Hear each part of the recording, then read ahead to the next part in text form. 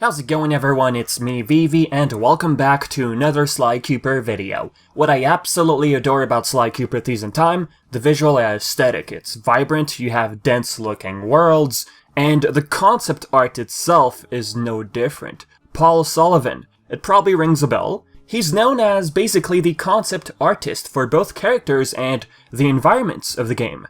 While looking at his style, it always intrigued me. And I always wanted to dive deeper into his artwork. Not the whole thing, but there's a couple I'd like to go over. Not only do we have concept of stuff we're familiar with, but there's certain environmental concepts we're not familiar with. And it makes you wonder what Sanzaro Games had in mind throughout the early stages of development for Sly Cooper Thieves In Time. Look, a concept artist's task is to basically visualize the idea the studio has in mind, what they envision in the final product, to say the least. But normally not everything ends up in the game, either due to time constraints or, the limited length of the game. They just can't fit everything in one game. With that said, let's take a look at some, alright? The very first one that always got me thinking, this one. We have a crashed blimp on fire. This one was shared by VG247 back in December 2012. We have the Cooper gang walking forward, looking victorious. You might quickly jump to the conclusion and say, oh, this is ancient Egypt. Look, it might be. But honestly, I did think of that possibility. There's two things to consider. When Matt Kramer from Sanzaro Games was interviewed by Kinda Funny Games in late 2019, in December, to be exact, he explained that Ancient Egypt was originally supposed to be episode 1 of Sly Cooper Thieves In Time, with Slight in common. But then for some unknown reason, the episode moved to unreleased DLC, unfortunately. The episode is apparently written on paper, and unfortunately, will seem to remain in that state. Forever? I hope not. Anywho, what we have now, we have the Paradox's crashed blimp, and Sly in ancient Egypt. I'm looking at the secret ending. Reading your comments, I always get people saying, what if? Just what if? This is modern Egypt, Vivi. Have you ever considered that possibility?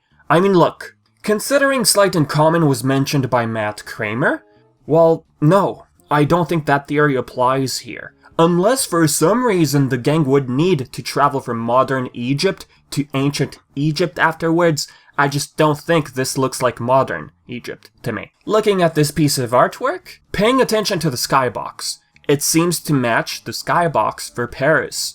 So the simplest way of looking at it, this is, let's say, the last episode in Paris, when they face the paradox, when ancient Egypt was originally the first episode. So what we're looking at here, possibly, we don't have Sly getting sucked through a vortex and ending up in Egypt. No, this is straight up defeating the paradox and having Sly remain safe in Paris. The blimp basically crashes down in Paris. Or, this could be ancient Egypt. Honestly, apart from the skybox, we really can't tell where this is. The ground, it's really hard to tell. But seeing the blimp explode tells us that this seems to be end-game content. Sanzaro's idea of a DLC was to have Sly solo for some time, and then have the gang locate Sly. This could be that point in time specifically. The gang retrieves Sly in Egypt, and in order to avoid timeline butterflies, the gang makes sure to completely blow up the remains of the blimp,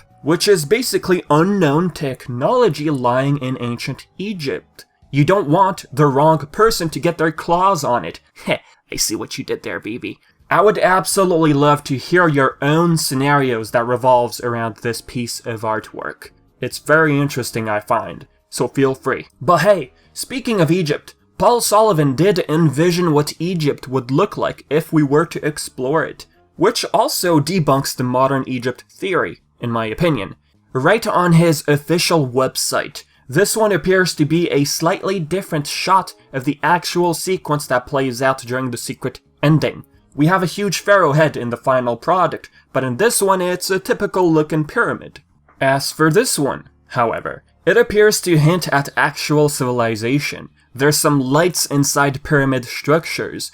You have to wonder, Egyptians in Sly Cooper. Would the pyramids still be tied to some religious aspects? And what I mean by that, well, Egyptians believed in the afterlife. They'd be mummified, and their adventures would be carved on the walls, let's say. You wonder if those rooms in this concept art within the pyramids are actual gravesites, or maybe hideouts, either for the bad guy, whoever it is, or Sly's hideout, for all we know.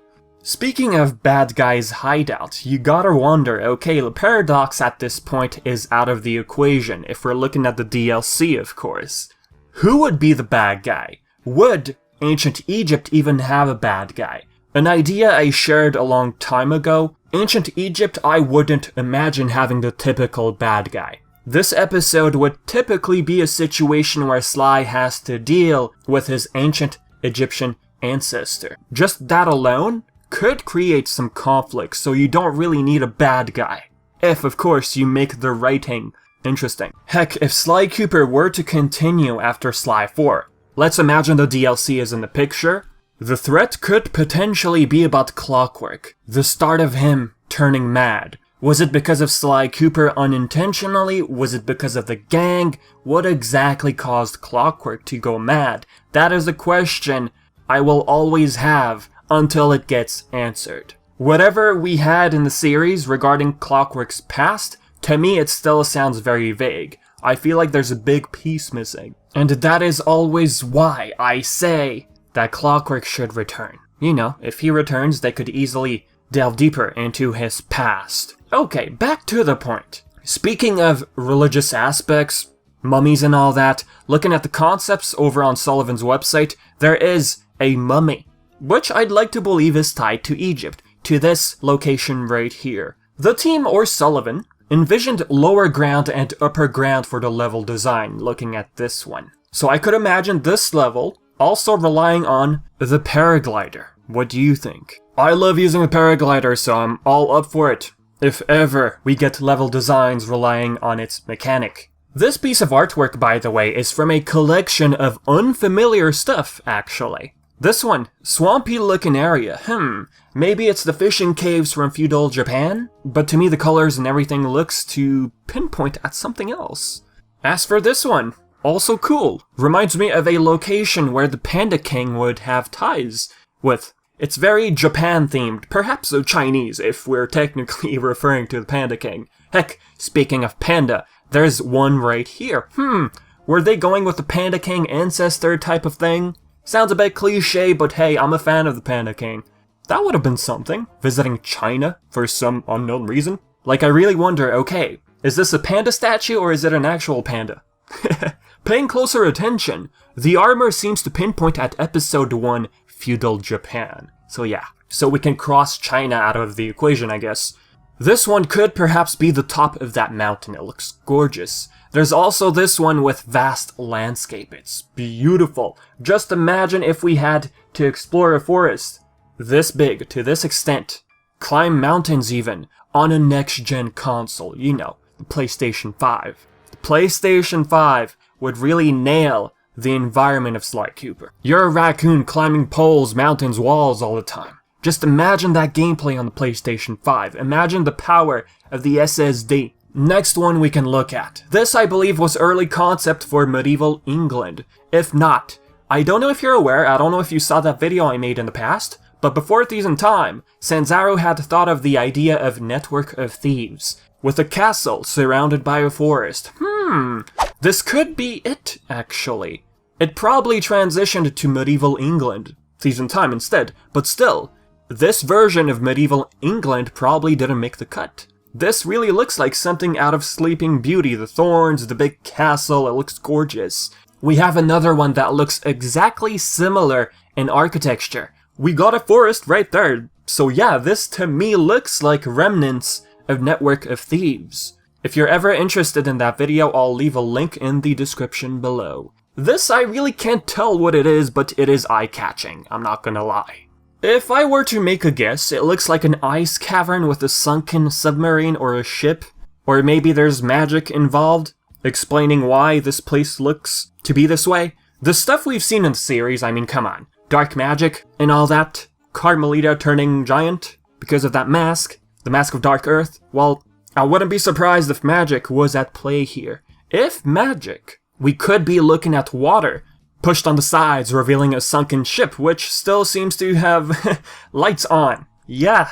So I'm wondering, what exactly is this supposed to be? As for this one, very futuristic. Interesting. It kinda looks like you're close to a planet's core. How Sly is still alive if he's close to a planet's core boggles my mind, so I don't know about that one. If anything, this probably looks like a special type of mass floating in space. It could be future related.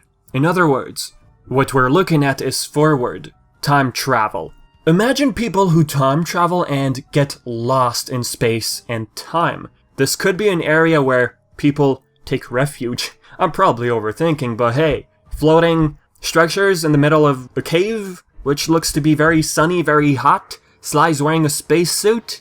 I mean, going off the exact lines of Bentley at the end of Sly 3, how time will tell literally because I'm building a time machine, that hinted at forward time travel, basically.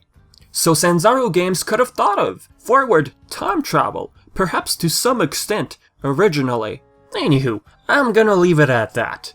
This one really reminds me of comic issue number 2, the scene where they try to sneak inside the hospital, hanging over the building's window. This one, Rambo Bentley. It makes me think this is something Bentley would imagine inside his head, just like how he imagined splitting Clockwork in two with his wheelchair. Looking at this one, Murray seems to have pants on, but ultimately in the end, we found out that pants simply don't fit his size, unfortunately. Poor fella. Now, who is this crocodile? From what I've noticed, he seems to update his page from time to time. I had never stumbled upon this one until now, so I'm really curious about this one. What do you think? So with that said, guys, I think I'm gonna leave it at that, okay? So if you have your own theories, questions, or anything of such sort, leave it all in the comment section below. And as always, I've been Vivi, thank you for the support, and until next time.